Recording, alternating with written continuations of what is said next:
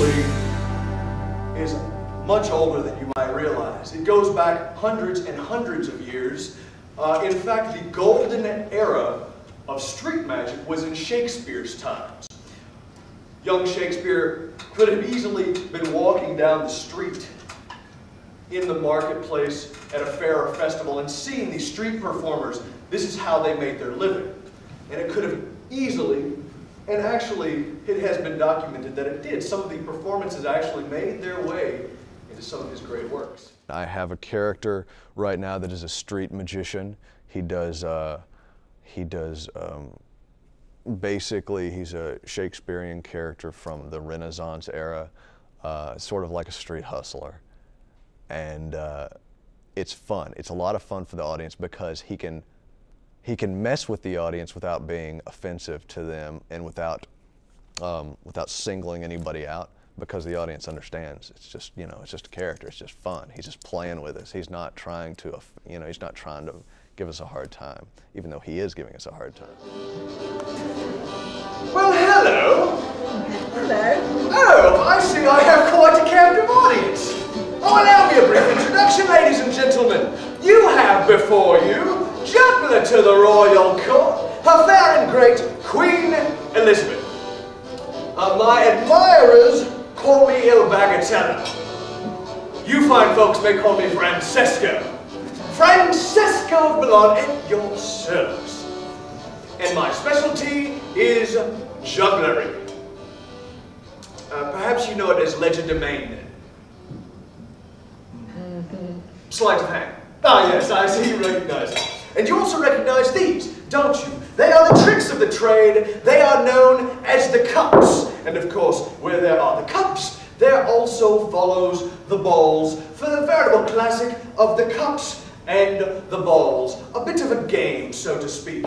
So what we're going to do before we actually get started playing this game, I'm going to allow you just a moment to follow along so that you'll know what's going to happen.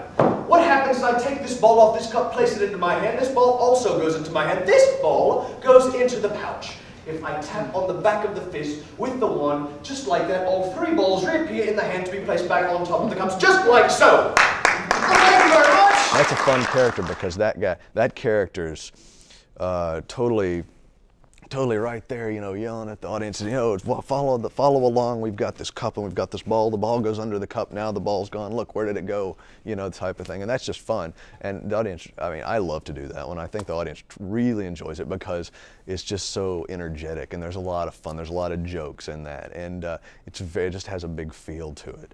And it has some actual literary references and historical references for, you know, those in the audience.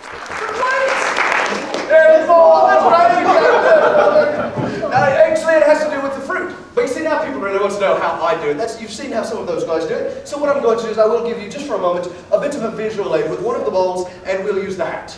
The hat and one of the balls. Now, all that happens is I snap the wand onto the table. When I snap the wand onto the table, the ball underneath the hat vanishes. It's not there anymore. Okay. Would you be amazed if the ball underneath the middle hat, the only hat, wasn't gone? Would you be amazed? Absolutely. Be amazed. Be amazed if the ball was gone from underneath the middle of the hat. If you would be amazed by something like that, I'll do something far more impressive. Actually, I will take the one step again, this to the table again, and the ball reappears underneath the hat. Very good. Thank you very much.